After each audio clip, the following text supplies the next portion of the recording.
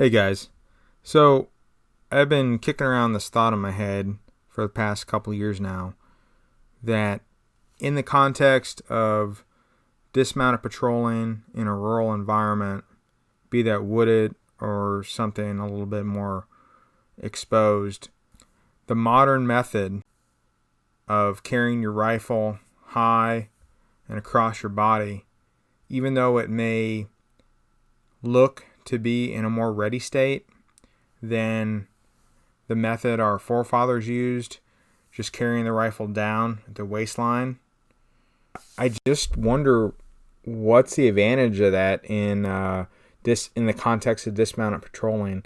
I personally don't see any, because as soon as the rounds start getting cracked off, you generally immediately go to ground anyways.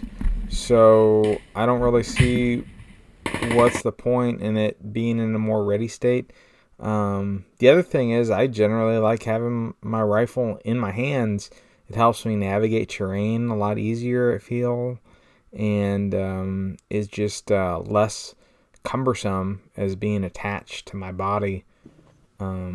Also, I feel more athletic, like I'm able to, go to ground when I need to and stay alive. So, I see how our forefathers do it, and maybe it's the weight that our troops are carrying nowadays, where, a combination of everything.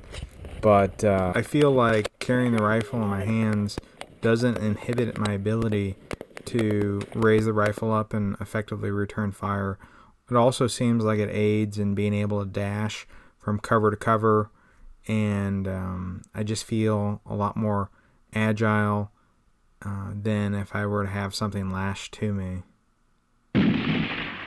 Having found concealed positions, the right flank concentrates on giving a steady stream of rifle fire, covering the forward movement of the more exposed left flank.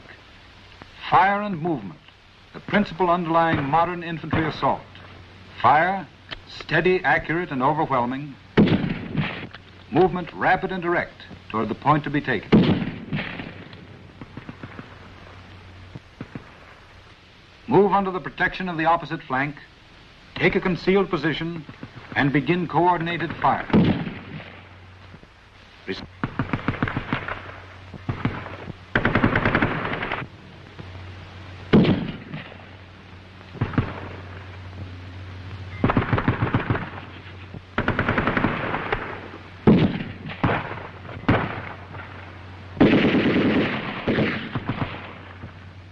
A common deceptive trick is shown here, rolling over several times after hitting the ground.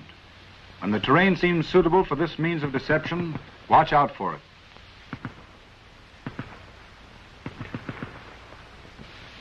Fire and movement. This is the principle behind the short, rapid advances. The steady, sharp reports of rifle fire from both flanks and the bursts of covering fire from the machine guns. What are your thoughts, guys? Do you think carrying your rifle perpetually on a dismounted patrol in the low ready state is the way to go? Do you think lashing it cross body and carrying it to kind of relieve some of that weight and keep you a little bit more fresh at the cost of losing that ability to, dynamically move around? Or do you think just carrying it like a briefcase is the way to go?